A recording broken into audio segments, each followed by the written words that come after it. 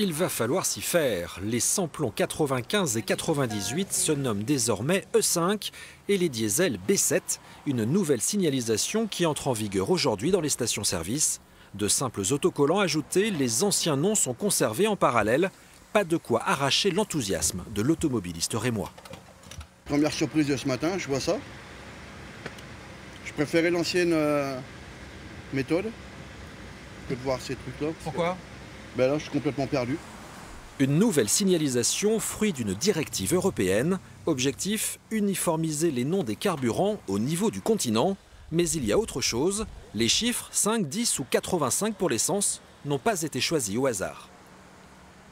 Il y a le 5, le 10, le 85. Vous savez à quoi ça correspond ces chiffres ? C'est l'indice de... Exactement, je ne saurais vous dire, mais c'est l'indice de je ne sais pas. Agrocarburant. Agrocarburant, c'est ça que ça veut dire? Des agrocarburants dans nos moteurs, une situation trop souvent ignorée, et c'est précisément ce qui doit changer. En Champagne-Ardenne, la puissante filière éthanol, avec ses 4000 planteurs de betteraves, se félicite de la nouveauté impulsée par l'Europe. Ça donne beaucoup plus de lisibilité.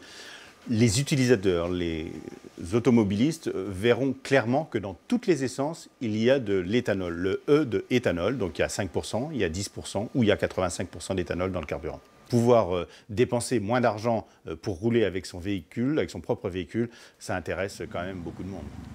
Car plus encore que la signalisation, c'est sur le prix que compte la filière pour promouvoir sa production.